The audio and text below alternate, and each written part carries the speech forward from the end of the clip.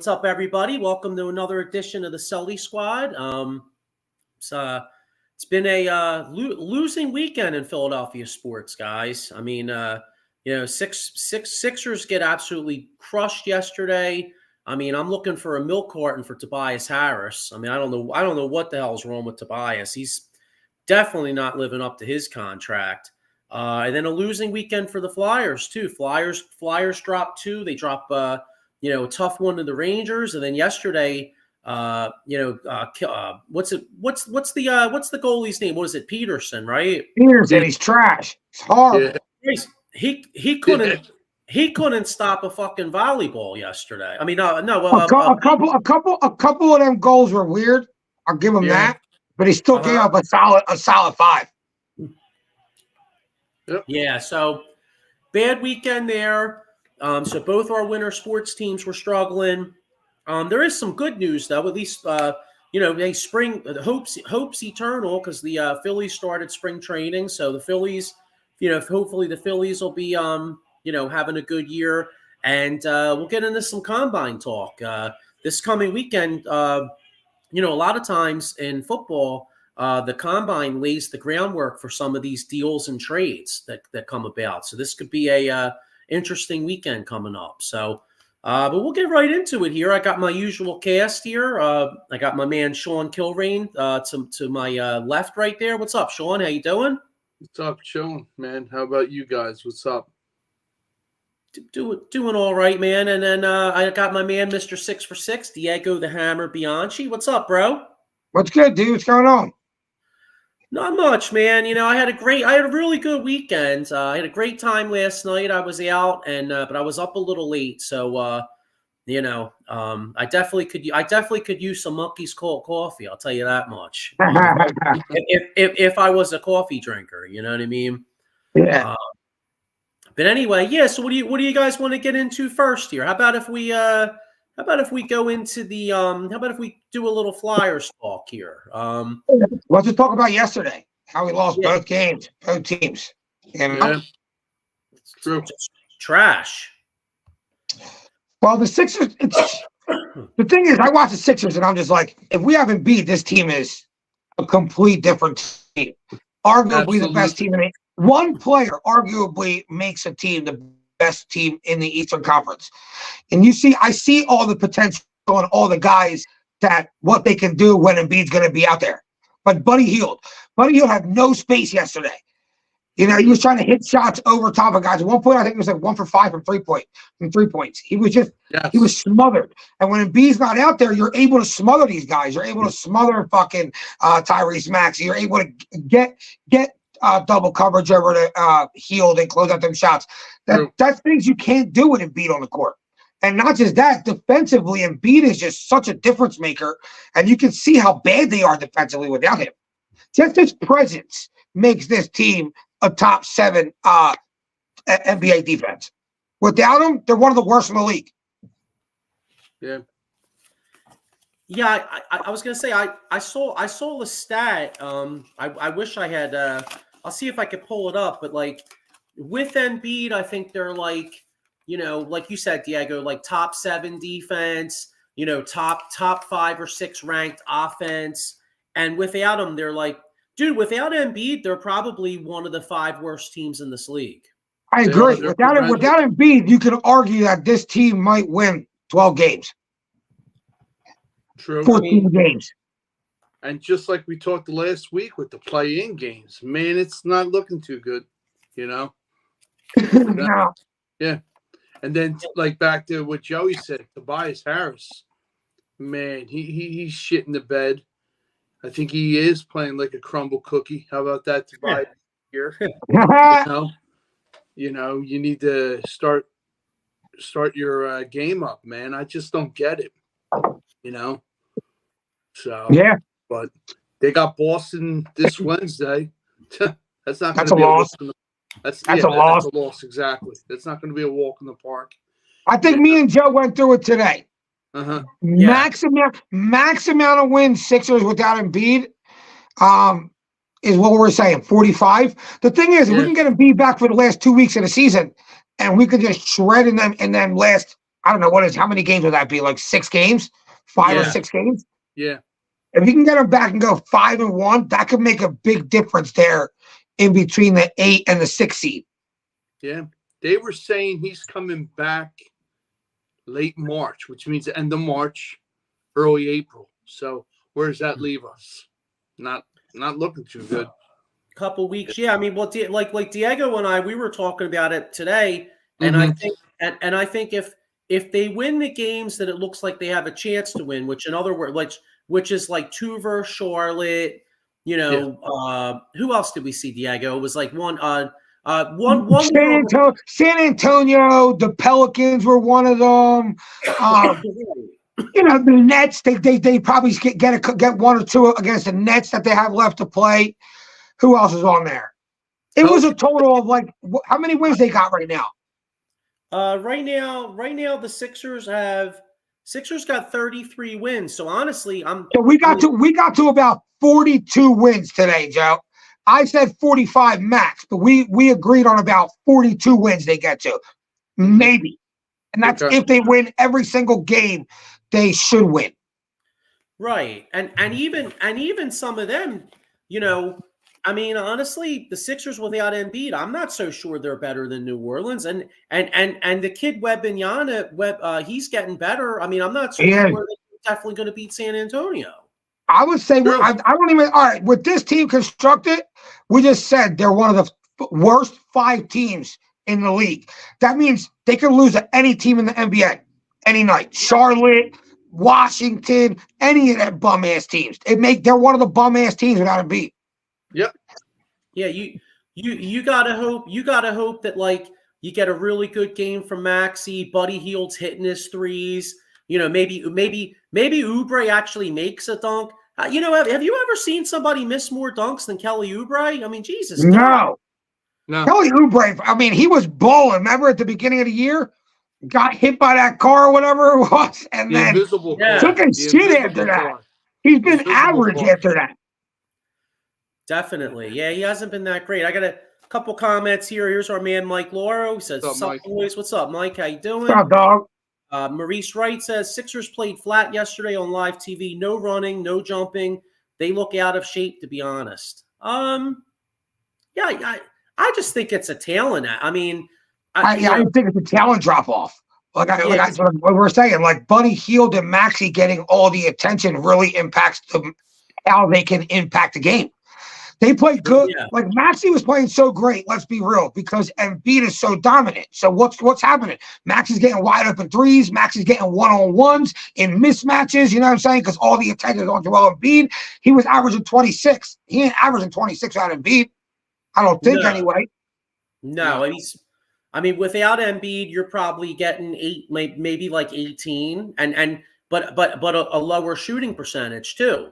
You're maybe getting 19 to 22, but he's got to take like 17 shots to get it. Yeah. A lot of turnovers too. Anyone who said trade Joel Embiid and then watches this team right now, how it is without Joel Embiid, I think is crazy now. Well, I guess if you are trading Embiid, you're basically acknowledging you're starting the process over again. Right. So the thing is, you don't even need Embiid to be the MVP of the year just to see how much he can impact the game by being out there. So everyone keeps saying Embiid only has 2 years left of his prime. Maybe at the MVP level, he might only have 2 years left, but he might have 4 or 5 years of still being able to impact the game just by being as talented he is of a mid-range shooter like Kevin Durant. You know what I'm saying? Like he's still going to be able to dominate a game when he's not in his prime.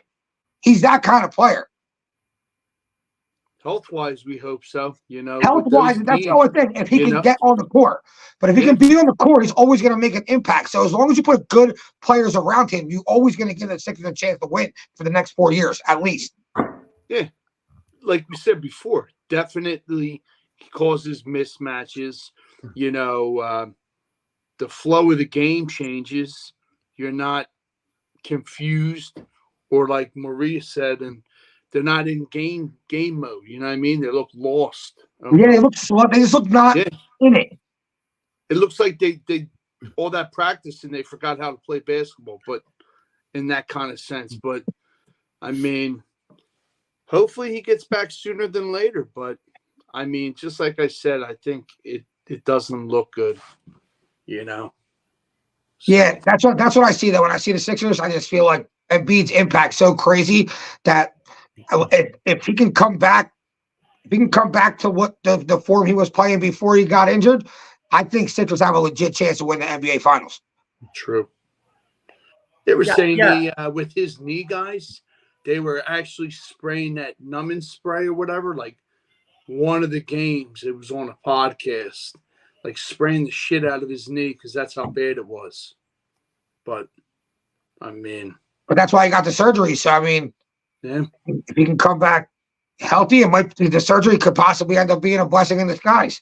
Yeah, hopefully he's basketball ready, healthy, like you said, and that's all we can hope for. But as of right now, it don't look good. But we'll see as the season goes on. So I mean this team's borderline on unwatchable without Embiid and Diego, like you said. I mean it's not even just offensively. Like I watched defense. That's the thing. So I watched part of the first half. You know, I watched the first quarter and then I was watching the second quarter, and the Sixers went on a run. Yep. I think they cut it to 6. And the problem is the Sixers have no answers defensivly. Like Maxi's not a good defender. Buddy's not a good defender. Buddy's not a good defender. Tobias isn't that good of a defender. He's not a bad defender, but he's not a good defender. He plays when he wants to, like we said. Yeah, you're right. Paul Reed plays hard, dude, but yeah, he's going wild. He's out of position. I feel like you see Paul Reed out of position a lot. Yeah, well, that's I seen that yesterday too. Like when he fell, you know, covering where he shouldn't be, but you know he's trying to give it his all, but he's only one guy. Yeah, that's the problem with Paul Reed. Like Paul Reed, he'll give you hustle. You know, he plays hard. He gives you hustle. But you know, sometimes in the defensive concept, you got to be in the right spot, and I feel like a lot of times he's not in the right spot. Yeah, no, he's not. Even like on the boards, he's never. He's not. He's like he plays with a lot of energy. Yeah. He plays with a lot of empty energy because if you're not putting yourself in position to get rebounds and to use your energy and your jumping to your ability, then he's pretty much useless sometimes. You know, honestly. Paul Reed looked like a complete different player this year than he did last year with James Harden. It seemed like James Harden knew how to direct Paul Reed on where to be in the right spot. You know what I'm saying? Like, that's the impact James Harden had on the game. Yeah, his point guard, Harden's point guard skills were crazy, and that's how he helped players, feeding you in the right position, putting you in the right position. We ain't got that this year. Paul Reed looks lost again, like his first couple years in the NBA. Getting where you need to be. Yeah, exactly. I mean, I agree with Mike Laura right here. He says he'd love to see Joel Embiid with Buddy Hield. I totally agree with that, and that's the hope. I think and everybody else. Yeah, that's the hope. You know, you get the big guy back, you know, healthy. You know, you have him out there with Buddy Hield. And Buddy Hield gets wide open threes playing off of Embiid and Maxey, and that gives you a chance. That's the only way this team's going to compete. I agree. Maurice Wright says the hope is the team that's out there currently needs to get together and build a chemistry. I feel Kyle Lowry can help run this team to a low seed. How low? What's that? What do you mean a low seed? I think maybe he means moving up to like this, maybe staying at the 6th seed, maybe. Okay. I don't know about that. Lowry, I mean, Lowry's he is what he is. He's better than what we had, but Lowry ain't that impactful player anymore where he's gonna help you stay up in the standings. He's just that body, you know. He's just a body. He's smart. Like he took a charge on Dame Lillard the other yesterday, and I was like, it's just. Kyle Lowry is a guy who knows where to be, when to be. You know what I'm saying? The complete opposite of Paul Reed. That's what Kyle Lowry's not the fastest. He can't jump real high. He's a good shooter. He's not the best shooter. It's just he knows how to play the game of basketball, be in the right spots, the right time, and make the right pass. That's why he's been in the NBA for so long. Yes, But like he's a little bit. You're right. He's 2 years, 3 years past being that Toronto player, where he was helping that team be the top seed. You know what I'm saying? He's past that. I feel like he's even past that. Like he don't even got 20 minutes in him anymore. He's got a decent 12, 15. Yeah, exactly right. Kenny Fry says, so you guys are saying I should bet on the Celtics tomorrow night. Well, the line's probably going to be like 12 or 13.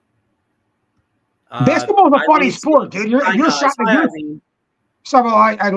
shots are going in, you could beat anyone in a night of basketball, in a regular season game. And we got good shooters. So, like, put all your money on Celtics? No. We beat Cleveland the other day. We shouldn't have beat them. No, you're right. Beat them twice. And we shouldn't have beat them. Watching that game Friday night, I almost thought they were going to lose. You know what I mean? But they pulled it out. And that's even without Donovan Mitchell, guys. Yeah, and like you said, the other thing is, like, say, how this regular season NBA is, like, the Celtics look at that and they're like, oh, Sixers don't have Embiid. They come out and mail it in. Next thing you know, a guy like Buddy Hield gets hot, hits like 5 or 6 threes, and maybe Maxey has a game, and all of a sudden you have a chance to steal one. Right. Exactly. Or Maxey goes to 50. Kenny Fry says, what are the positives right now? For the Sixers, nothing. Well, no, there's a positive that we added another shooter that we know is a good shooter by the couple games that we watched, and then B comes back and this team changes. So that's a positive. Well, yeah, I mean, I know I'm only kidding, but I'm saying though, the bottom line is it's all predicated on Embiid. So hopefully, Embiid, falls on. If Embiid comes back and he's out there limping and he's moping, then we don't have a prayer. You know what I mean? Right. But if he does come back, then yeah, I do think I'll stand on this, man. A healthy Embiid with this roster, this team could beat anybody in the East. I think anyone in the league. Yeah. It's a game changer. It really is. Ken Fry says, when does Embiid come back?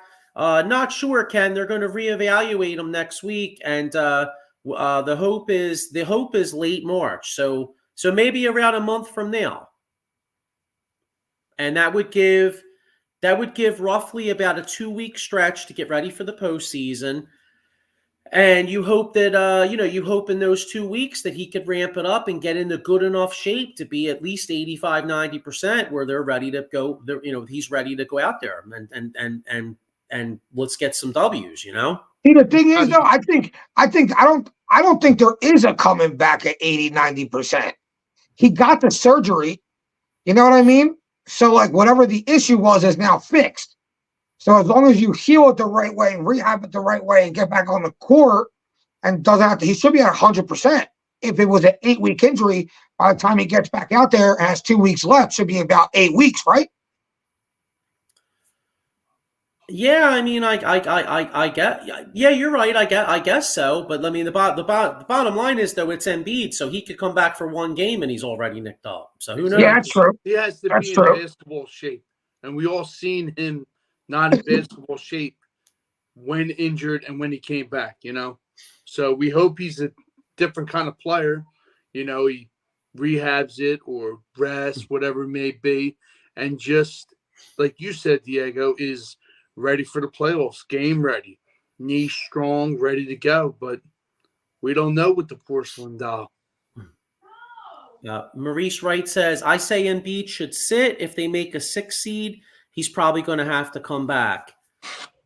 I mean, listen, we only have so many shots to win with Joel Embiid with his injury history. So to be honest with you, he makes a lot of money, dude. Like, there's no letting him sit. No. Why because at the end of the day, him sitting, it has no impact on whether he's going to be hurt next year or not. No. Have another injury. So go big or go home. Yeah, I mean, I don't. As long as the doctor's not like, hey, if you play right now, it can lead to a way higher possibility of you tearing your ACL. You know what I'm saying? But the doctor's like, yeah, your chances of getting re-injured aren't that that high. You know what I'm saying? Look, Yeah. bro, we don't have many years left of you. So we need got everyone. Every time we get close to being able to have a chance to make a run, we got to take that opportunity within Embiid years. You know what I mean? Mm-hmm. Yeah. Let's be real. Once we lose Embiid, there's no saying when the Sixers are going to be good again. No, dude, we lose Embiid, it's like we're right back in the process, and That's what I mean. So we're watching like the NCAA tournament and going on mock drafts to see who the hell's coming out in the draft, like we did. Exactly. Hoping that another Ben Simmons comes out, Markelle Fultz comes out. Like there's no guarantee when you go into that rebuild stage in the NBA. It could be 8-10 years before you're good. Well, all right. How long have like the San Antonio Spurs pretty much sucked for? Like 7 years? Good 8 years, yeah. All right, Yeah. now they got Wembanyama. Exactly my point. If we just go, all right, let's trade Embiid, we'll just draft pick and get draft picks. That doesn't necessarily mean you're going to be good. Look at the Pistons. Yeah, they got Cunningham, Durant, Robinson. They suck. Right. Yeah. Like it's not. It's just the team itself. You're right. They're not. They don't. That's why I think that's why I say the trade Embiid thing's crazy, because there's never a guarantee in NBA that you're ever. It's not like a football draft pick where like your first rounder should be a starter for 4 years, 5 years at the least. That's like almost guaranteed, and what you should get out of it. There's no guarantee in a first round draft pick in the NBA. Totally different. Even the number one. It's just the sport where number one draft picks bust the most. Yeah, no, you're right. I mean, and we know all the Sixers fans. Oh, yeah, absolutely. Fultz, Simmons. Yeah, I mean, we just all the draft picks. How about Joel? How about Okafor? Okafor came out. He was, when he came out, I mean, shoot, his rookie year, he was out there scoring on people, but he couldn't play any defense. And then guess what? The Warriors, I think, won the championship that year, and then it was pretty much like Jahlil Okafor was like obsolete. Yeah. You know what I mean? Yeah, his position like didn't exist anymore. If you couldn't shoot it from far, then you couldn't play in the NBA. Really, it's funny. If Jahlil Okafor was born 20 years ago, he'd be a very rich man because he would have made a lot of money in the old NBA. Yeah, he just played at the wrong time.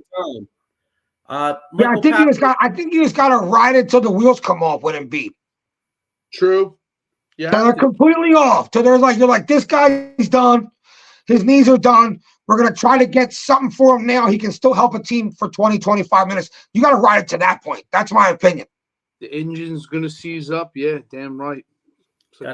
Michael Kaepernick Jr. says, I think the Sixers get either 6, 7, 8 seed. I mean, if he's healthy, do any of the top 3 teams want to face the Sixers in the first round? No, I don't think so. Nope. No one wants to see the Sixers in the first round. In the second round, maybe. That's almost a guaranteed loss for the Sixers. But no one wants to see the Sixers in the first round. You want to see Joel Embiid, the MVP of the league, in the first round? I don't think the Bucks don't want it. Even the Celtics don't want that.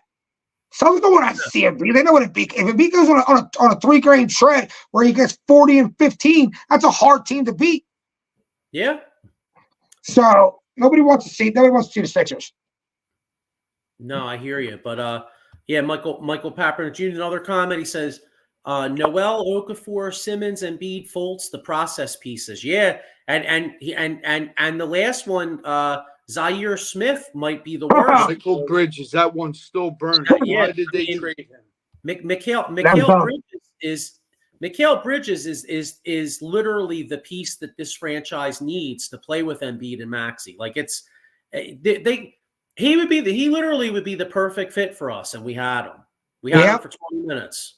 Yeah. And his mom works in the organization. Yeah, can you imagine what a tease? Imagine you work for the organization and you're like hugging, you're like, yeah, man, this is great. My son's playing for the Sixers, and then 10 minutes later, they're like, psych. You know what I mean? Yeah. It's unbelievable. And he went to Nova.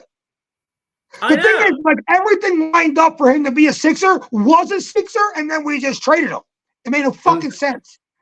It was like a slap in the face. Yeah, Zaire Smith. I mean, Brett Brown thought he was like a poor man's Kawhi Leonard because he had a lot. He was really athletic. I think he was only like 6'3", but he had like real long arms. He poor man's Kawhi Leonard. Christ, he was fucking broke ass man's Kawhi Leonard, dude. He will not even. Yeah, I don't. You know where Eden Playground is? Yeah. He's Eden's Kawhi Leonard. Fuck out of here. Really. Fucking, that dude sucked. He got sick and lost like fucking 75 pounds, and he was just like disappeared after that. Yeah, it's just unreal. I mean, it's unreal how that happens, dude. It's crazy. My jaw dropped when they traded him. I'm like, really? That quick? And I still don't know the reason why, what was behind it. But I didn't get it. He had some injury problems, and I'll tell you what. When I think of injuries, I think of my man Jason Fine, aka Attorney Big Al. Anybody out there, if you got a personal injury, hey, none of us play for the NBA. You know what I mean? Joel Embiid. I mean, yeah, it sucks that he gets hurt, but my man still gets that paper. You know what I'm saying? Well, if one of us gets hurt, we might have to call Big Al. So it's motor vehicle accidents, slip and fall, workers' compensation, personal injury claims. He's got 3 offices throughout Pennsylvania and New Jersey. So make sure you, if you need to get that paper, hook my man up. Anybody out there, Sixers, got to keep it real, fellas. It's a hard watch right now. I mean, trying to watch this team, especially if they're playing late at night. I think the Sixers Diego, when we looked at that schedule, I think at one stretch we're on a West Coast swing. I think we got to play like at the Clippers, it was like the Lakers, Clippers, and 2 other West Coast teams that were tough. Yeah. Well, anyway, if Embiid ain't back and you're trying to stay up to watch that, try some Monkey's Cold Coffee, and to put yourself through your sorrows, pull the Bob Uecker from Major League and maybe spike it, dude. But anyway, they got you could use the promo code OOTBS Sports at monkeycoldcoffee.com. Looks like they got the newest flavor is honey. How do you say that? What is that? Agave? Agave, yeah, newest flavor, honey agave. All right, and then barrel-aged honey. Well, like I said, Sixers fans need to maybe put some alcohol in there right now because these are tough watches, dude. And have yourself an Irish coffee. No offense to Monkey Cold Coffee, but Sixers fans gotta just not even drink the coffee and just get as hammered as possible before watching a game. Black out. The only way you can watch Sixers right now is just black it out. Yeah, well, speaking of another tough watch, actually, you know what? Who the Sixers got this week? Let's look at a little schedule here. Is it the Magic? Hang on, I pull it up right here. I think we have. All right, Sixers got at Boston tomorrow. Unless there's a miracle, I'm thinking that's an L. That's an L. We host Charlotte on Monday. Dude, if we're trying to get to like 42, 43 wins, that's got to be a W. They got to find a way to win that, John. That's a must-win. Right. And then Sunday, March 3rd at Dallas. That's probably an L. That's a loss. You have to come out of these next 3 games 1 and 2. Like you got to get the one we're supposed to get. Yeah, you got to. And the funny thing is, listen, I'm calling the game at Dallas probably a loss, but Dallas is a weird team. Like Dallas is that team that Dallas is the kind of team that has a lot of look ahead games at times. So yeah, do I think they'll win at Dallas? No. But I wouldn't put it totally out of the realm of possibility. You know what I mean? If the guys come out and hit their shots. So I'm saying the Sixers will go 1 and 2 in the next 3. What do you guys think? I agree. It's 1 and 2. It has to be 1 and 2. Not have to be 1 and 2, but we have to have at least that 1 out of these 3. True. So 1 and 2. 1 and 2. All right. So that's the Sixers. But anyway, it was a really tough weekend for our Philadelphia Flyers. I know, Diego, I mean, you and I were talking about this today. Flyers are still sitting in the 3rd still sitting in the third seed in the Metropolitan Division. Flyers have 67 points. They're 5 points up on Jersey. Jersey's got 62, but Jersey does have a game in hand. That loss to Pittsburgh yesterday was kind of big because Pittsburgh's now 7 points behind us, but they have 4 games in hand. And then I'm looking the Capitals. Capitals are 6 points behind us. They have 61 points. They have 2 games in hand. So it's a goal, and it's not like we can look to the wild card because it looks like the two teams from the other conference are gonna probably pull that out. A much more experienced Lightning and a Detroit and the Maple Leafs, I think, are all going to be above us. Oh, absolutely. Yeah, we're 7 points behind. I'm looking right here. In our division, Carolina has 74 points plus a game in hand. So we're 7 points behind Carolina. So we're probably not going to catch them. We're not catching the Rangers. No, we're not catching the Rangers. And then the Maple Leafs have 2 games in hand on us, and they have 74 points. So yeah, I'm looking. You got the Red Wings have 70 points, and the Lightning have 69. We have a big game. We have a big game with the Lightning coming up. Yeah. Now here's, unfortunately, the Flyers. Not only did they have two losses, but they also have some injury concerns because Travis Konecny got nicked up, I believe, on Friday at practice. Yeah.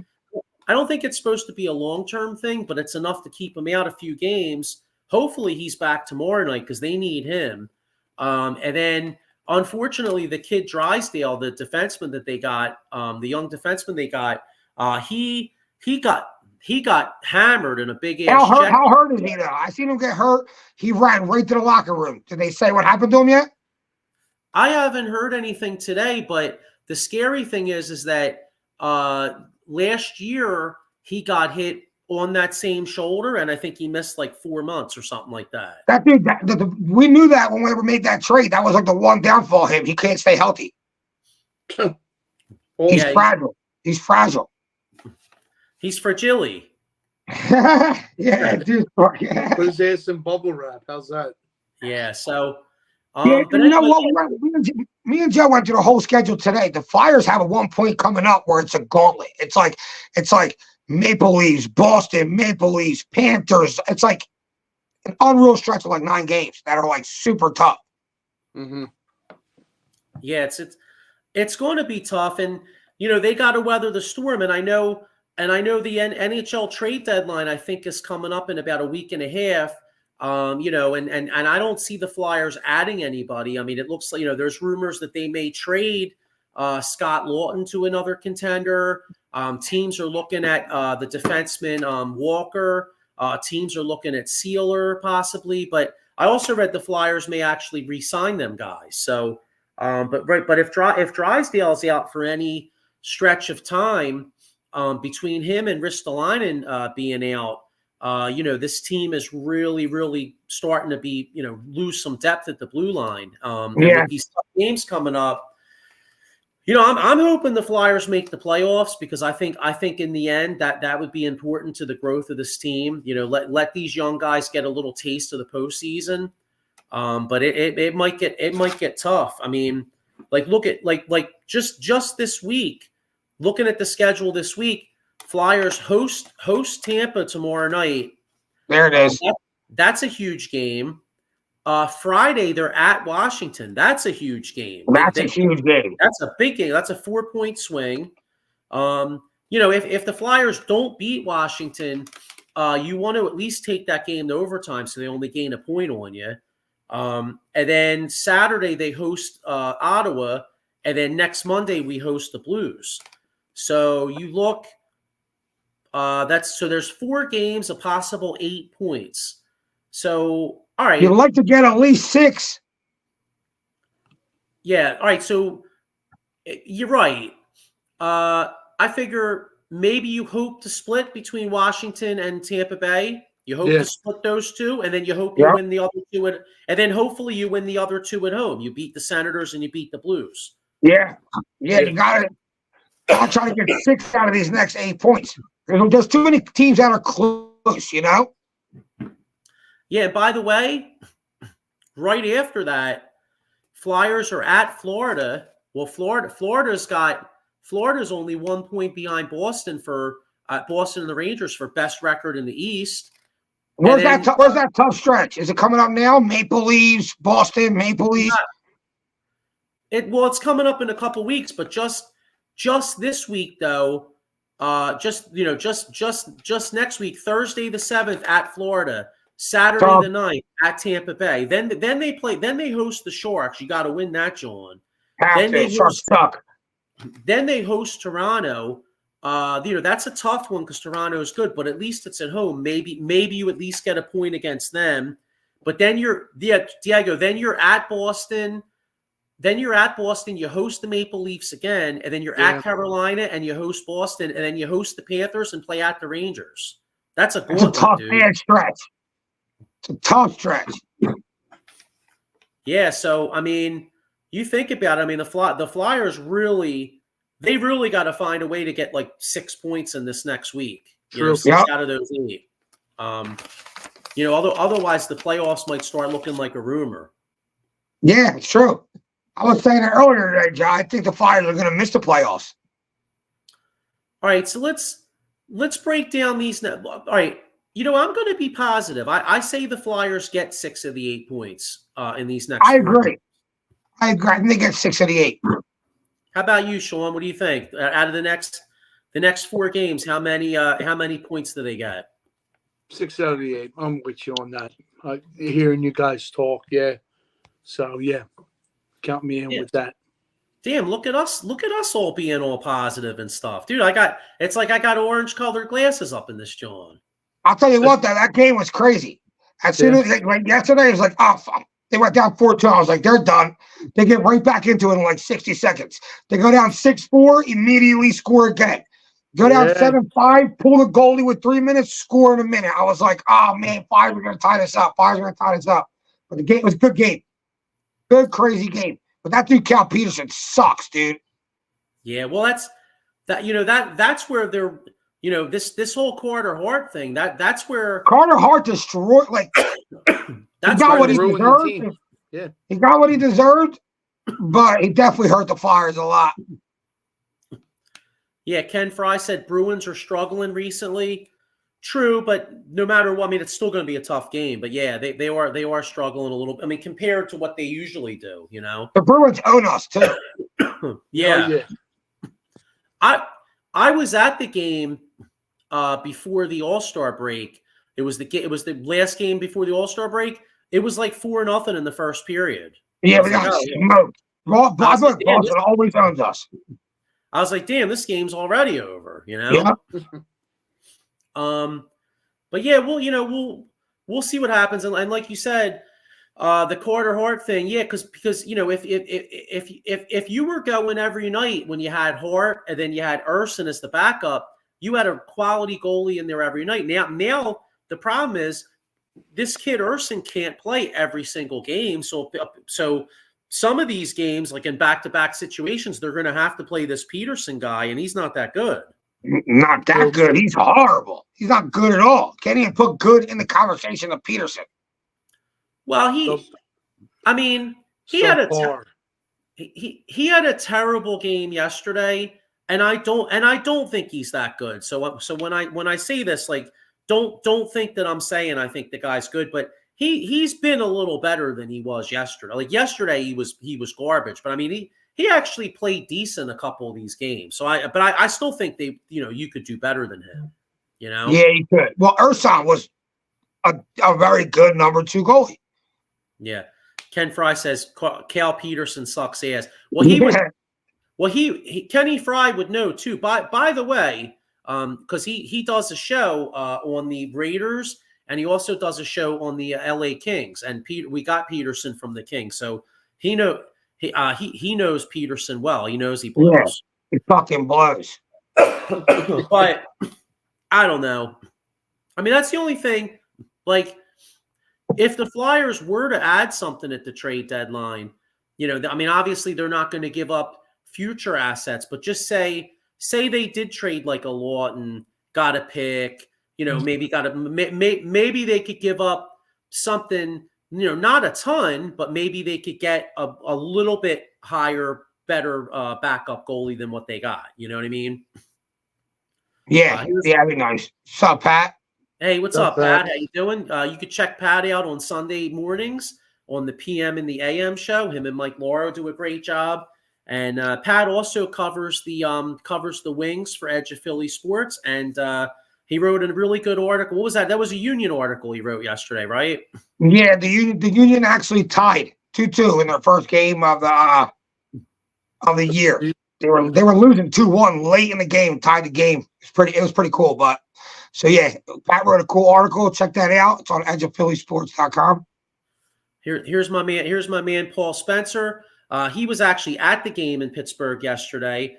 He says the atmosphere at PPG was insane. The game was insane. Back and forth game. Went to damn bathroom and another damn score. Well, that's what happens when the Flyers got a shitty goalie in there. Yeah.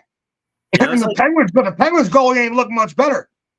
No, that's true. Well, the one thing about this Flyers team, they do have a lot of heart. I mean, like you said, they were down 2 goals yesterday. They came back, and Saturday's game. I know the Flyers lost, but there were stretches in that game where the Flyers were carrying the play. I mean, the Rangers were a good team.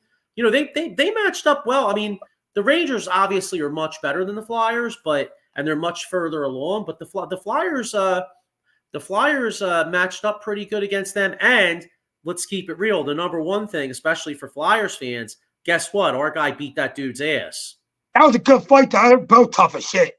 Oh, I know. Well, did you see the dude from the Rangers is like 6'7", dude. Did you see that? All right, so he's been active for 3 games this year. He has like a game misconduct, 3 fights. He's horrible. The dude's horrible. He can just fight. Our dude's horrible too. Delasaurus. Hey, at least he can fight. He can brawl. He got hands. He was pulling his thing over his head and all.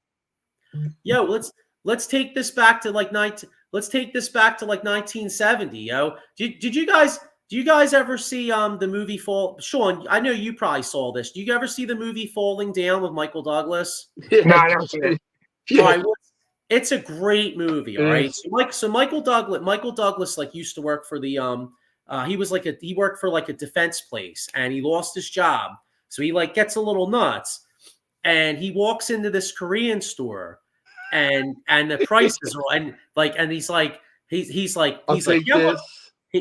this much. He's like we're slashing prices back to 1950. He starts bashing everything with a friggin' baseball bat. So I was saying with the Flyers, with the fighting, it's like, yo, we're taking this drawing back to like the 70s. You know what I mean? Yeah.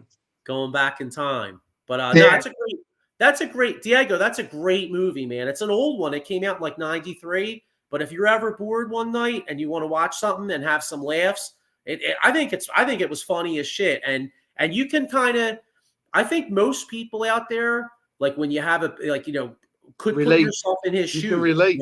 Yeah, you can. You know what I mean? Oh, definitely. Yeah, no doubt about it. What's it called? Falling out? Falling down. It's called Falling Down. Falling Down. It's a great movie, bro. Like I said, oldie but goodie. Paul Spencer says, Diego dudes has hands like little. Like Ilya Topuria. Versus okay. Versus what's that? Volkanovski. Volkanovski. Oh wow. Okay. Yeah. Topuria versus Volkanovski last week. Yeah. This dude won the featherweight title against Volkanovski, knocked him out, straight cleaned him. Yeah. Nice. Dude bobbed when the other guy bobbed when he should have weaved. You know what I'm saying? Mm-hmm. Kenny Fry says. Kings had Marty McSorley for years. He was okay. He was an okay defender, but as an enforcer, he was grade A. I think NHL is missing guys like that. Yeah, I agree. I agree. I mean, the problem is the NHL is missing guys like that, but I don't feel like fights impact the game. Like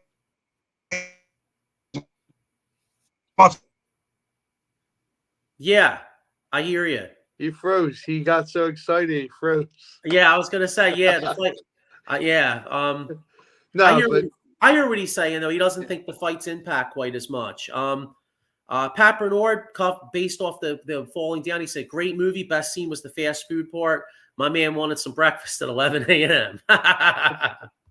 yeah, Hang on, let me just take Diego off for a second. We'll get him back on in a minute. All right. So look, we pretty much said we hope the Flyers get the 6 out of the 8 points. But there's another event that started this weekend. Philadelphia Phillies. To get a little positive here.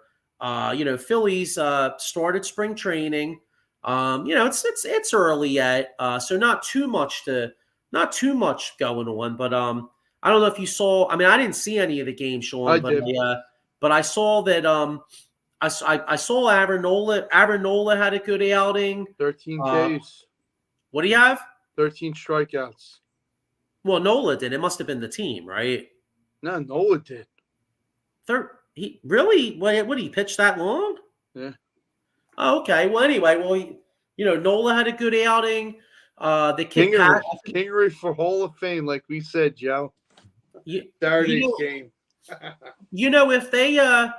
If they gave All-Star appearances for spring training stats, or Hall of Fame for spring training stats, Scott Kingery would be like a HOF spring training player. Kenny Fry says Nola pitched 3 innings, I think. Yeah, he pitched pretty well. Pitched 3 innings. Yeah.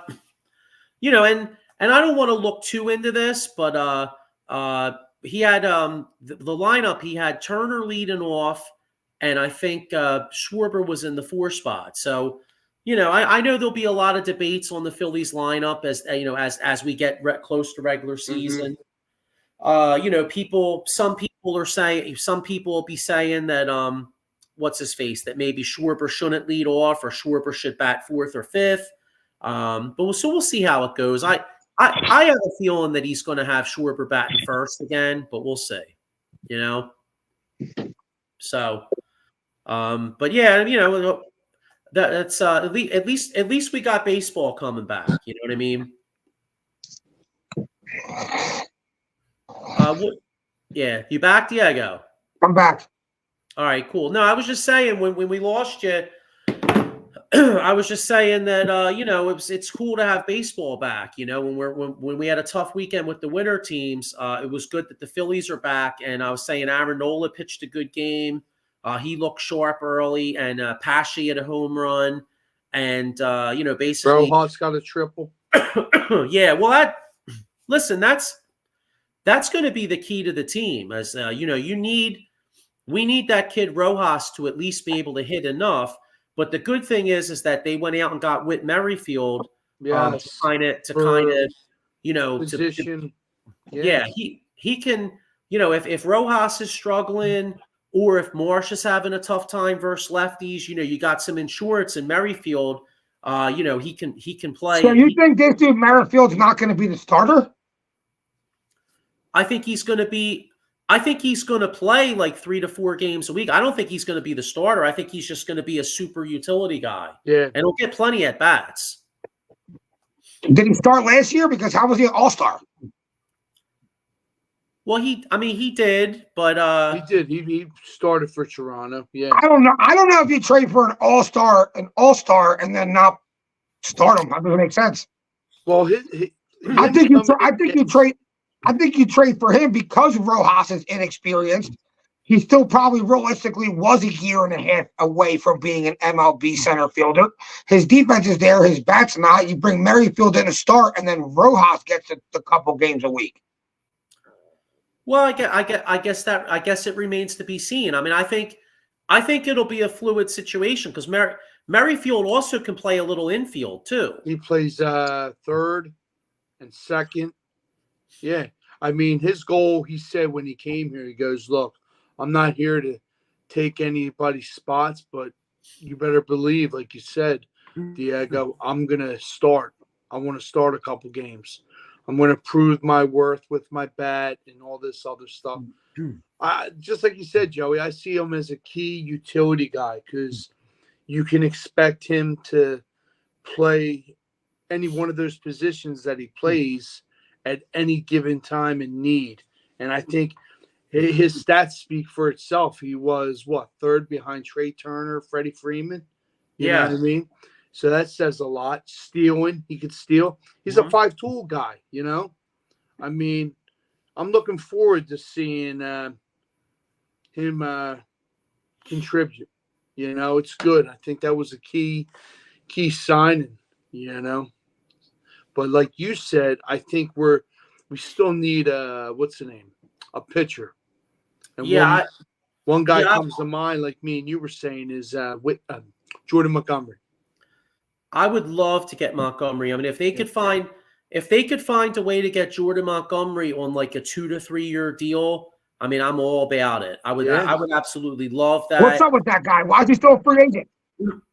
I think I'm not sure if he's a Boris client, but I think what the problem is that Blake Snell and Montgomery are probably both waiting for the other to sign because, you know what I mean? They don't want to go first.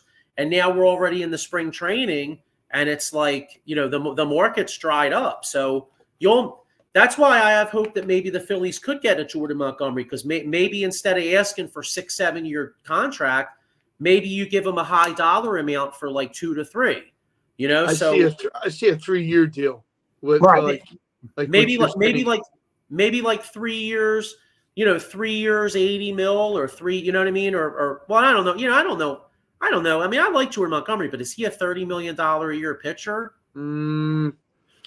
He has solid. He may get it. I mean, he pitched very well for the Yankees, and then the Yankees went on to trade him to Texas. So he did pretty good during the World Series, you know. I mean, but as far as you're saying, with money wise, 3 years and 2025 maybe 30. So. Yeah, well, the problem is with baseball, money isn't real. So like you can just pay players as much money as you want. You know what I'm saying? Well, I mean, you don't signing guys like the Dodgers signed every guy under the sun. You pay them a little bit of extra money. Don't you just pay a little bit of a penalty? If a team wants to win, they could just give this guy the 3 years, $80 million, $90 million, even if you are overpaying. Well, I think Ohtani's making what this year, like 2 mil. Like, it's the way his contract's set up. Yeah, I mean, the contracts are ridiculous. The money, like you said, is ridiculous. So, I mean, hey, I would love to sign him. I mean, because right now, I look on paper and I feel like Atlanta's a little better than us. I feel like the Dodgers are a little better than us. But if you go to the postseason and you're rolling in there with Wheeler, Nola, Ranger, and Jordan Montgomery, that's a tough 4. That 4 can compete with any of these teams. Definitely, absolutely. You know? And then the Phillies also, they could use another bullpen arm. So I mean that's a possibility. Maybe there's a bullpen acquisition could be had. Can you move Taijuan Walker to the bullpen? Nah, he's always been a starter. Never like. Then what do you do with this guy? Because you gave him a decent amount of money, no? Yeah, he makes about $17 million a year. Yeah. So I mean, so you just pay this guy $17 million for him not to be in your rotation, or not to just get moved to the bullpen? Well, I think he would. I think Walker will be in the rotation. I think unfortunately, if they sign Montgomery, like Christopher Sanchez deserves to be in the rotation, but I think I think maybe he would be like the swing man, or maybe when they play a lot of games, maybe they would go 6-man rotation for a few weeks at a time to try to save some of these guys. I got you. Michael Papernick Jr. with a comment. He says, Dodgers, Braves, Phillies, or World Series or bust in the NL? Definitely. Walker would be the number 5. Yeah, but the good thing is, though, if they did do that, with Walker making $17 million, if he was a 5th starter, a lot of times he might match up with the other team's fit. So maybe he would get a bunch of wins, maybe look good, and then maybe that would spark up his trade value. Maybe you'd be able to get out of that contract. That's true. Yep.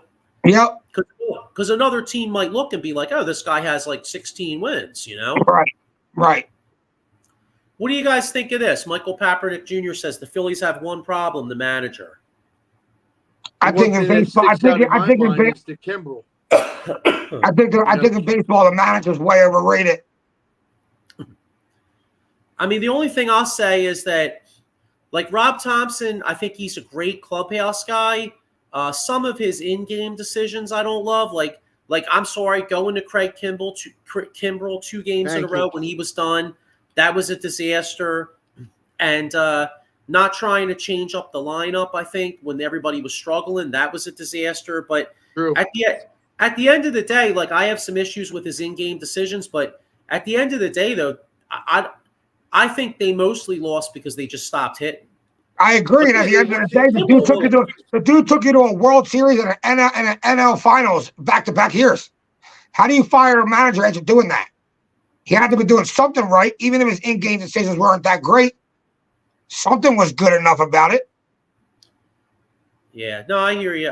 Dave Yarnell with a comment. He says, hey, Dave, how you doing? He says, hey, fellas, hope it's all well with everyone. Same, man.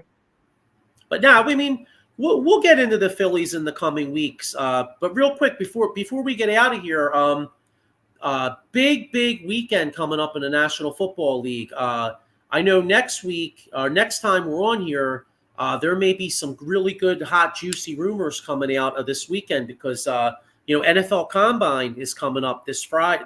What is it? This Friday, Sean, or Thursday? When's it start? Yeah, Thursday, Friday. All right, so a lot of times when the Combine comes, that's when a lot of legwork on possible future trades is made. We're a couple weeks out for free agency. And also, could possibly maybe even Jason Kelce news, because I think a couple years ago or maybe last year, it was right around this time that like he decided he was coming back. So we'll see if he actually comes back or if he retires. Mm-hmm. Also, the Hassan Reddick stuff. I mean, there was a report coming out. It said the Eagles are willing to go to like 22 million a year. So maybe they work out a deal, a contract for Hassan Reddick, or maybe there's a team out there that that maybe wants to trade for him. So a lot of news could be coming this weekend. Absolutely. Yep. So we'll get into that in the coming weeks. Here's one more comment. Michael Kaepernick Jr. Rob Thompson is a good number 2, not as a manager. Just remember the Phillies hired Thompson for his feel for the game. Tell me when he made a feel for the game move without analytics. Never. True. I mean, I do. Like I said, I feel like in baseball, a lot of times it's the clubhouse, like the players. Like let's be honest. Most of the time, like, hey, if there's a tough lefty battle coming up, Jose Alvarado's coming into the game. You know what I mean? Or Strom, you know what I mean? Whatever, depending on the situation. So I think a lot of managers' decisions, I feel like a guy sitting on his couch at home can make them decisions. You know what I mean? Right. I agree.